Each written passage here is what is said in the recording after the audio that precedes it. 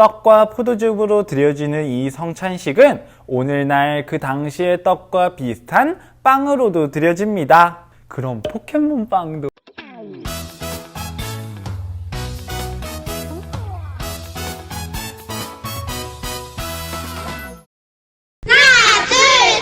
얘들아! 우리가 말씀, 성례, 기도, 그 중에서 성례를, 그 성례 중에서 세례를 배웠습니다. 신약 성경에 나오는 성례가 뭐였죠? 맞습니다. 세례와 성찬이었죠. 오늘은 성찬에 대해 배울 겁니다. 소율이 문답 96문입니다.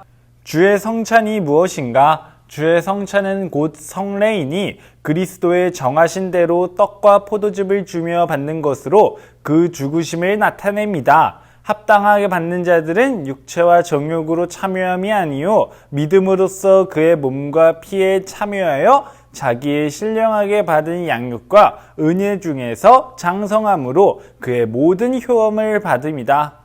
성찬이란 무엇일까요? 성찬의 의미는 매우 크고 대단하지만 동시에 단순하기도 합니다. 성찬은 방금 읽은 소율이 문답에 나와 있듯이 떡과 포도즙을 함께 나누는 것입니다. 그런데 이건 단순히 우리가 배고파서 음식을 먹듯이 나누어 먹는 게 절대 아닙니다. 예수님께서는 사람의 몸으로 이 세상에 오셨습니다.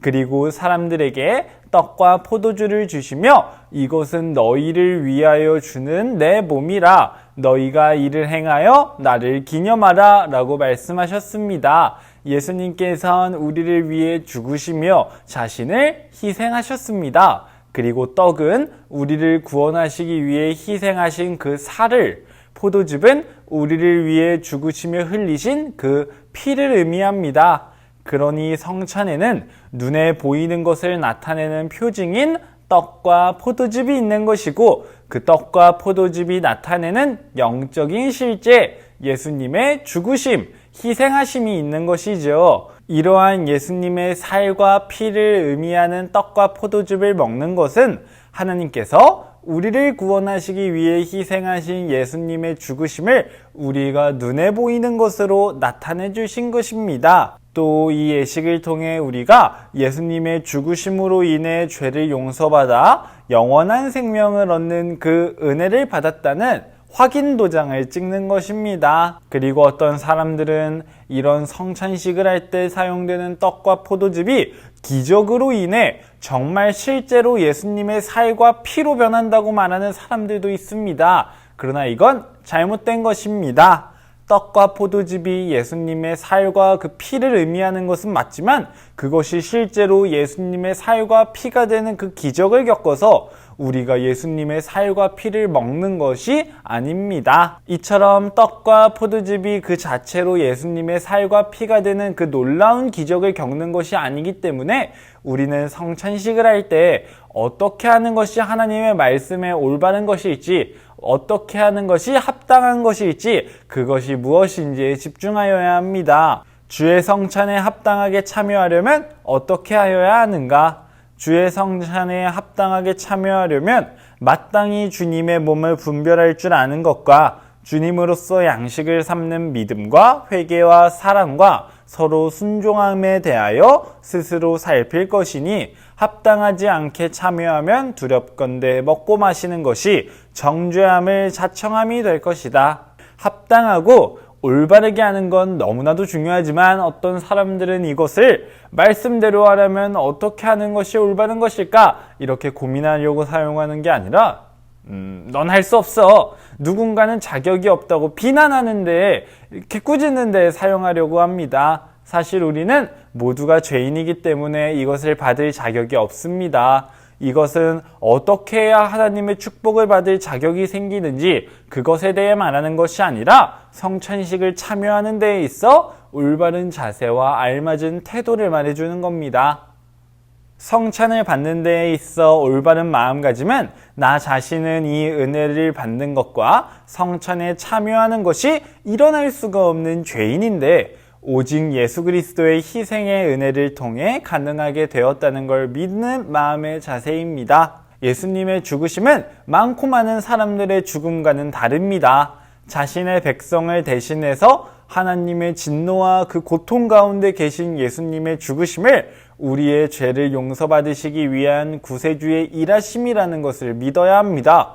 그리고 이것을 기념하는 성찬에 참여할 때 우리는 이 일이 우리에게 일어날 수 없음을 알고 있는 지식과 이것을 믿는 믿음, 감사하는 마음으로 참여하는 것이죠. 그럼 이러한 성찬을 하면 무엇이 좋을까요?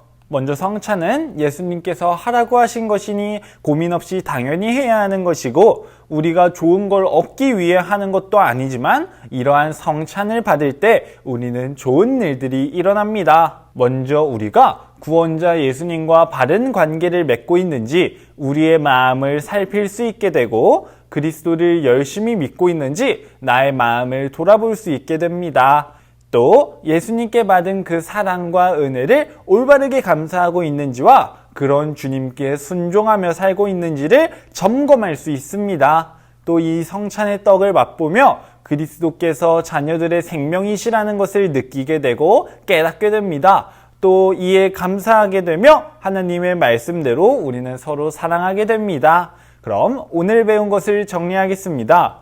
신약 성경에 나온 두 번째 성례는 뚜둥 성찬입니다. 성찬은 예수님께서 명하신 예식인데 예수님의 살을 의미하는 떡과 죽으심의 피를 의미하는 포도즙을 먹는 것입니다. 이 예식은 예수님께서 우리를 위해 이 세상에 오셨으며 우리의 죄를 짊어지시고 죽으신 그 은혜를 기억하는 예식이며 우리가 그리스도의 살과 피와 교통함을 확인하는 그러한 귀한 예식입니다. 그리고 이러한 성찬은 떡과 포도즙이 놀라운 기적을 가졌기 때문에 귀한 것이 아닙니다. 성찬에 있어 바른 마음으로 참여하는 것과 스스로를 돌아보고 잘못된 것이 없는지 자신의 믿음을 확인해보고 점검해보는 것이 중요합니다. 그럼 오늘 나눈 소율이 문답 96문과 97문 큰 소리로 읽고 끝내겠습니다. 주의 성찬이 무엇인가? 주의 성찬은 곧 성례이니 그리스도의 정하신 대로 떡과 포도즙을 주며 받는 것으로 그 죽으심을 나타냅니다. 합당하게 받는 자들은 육체와 정욕으로 참여함이 아니요 믿음으로써 그의 몸과 피에 참여하여 자기의 신령하게 받은 양육과 은혜 중에서 장성함으로 그의 모든 효험을 받습니다. 주의 성찬에 합당하게 참여하려면 어떻게 하여야 하는가? 주의 성찬에 합당하게 참여하려면 마땅히 주님의 몸을 분별할 줄 아는 것과 주님으로서 양식을 삼는 믿음과 회개와 사랑과 서로 순종함에 대하여 스스로 살필 것이니 합당하지 않게 참여하면 두렵건대 먹고 마시는 것이 정죄함을 자청함이 될 것이다.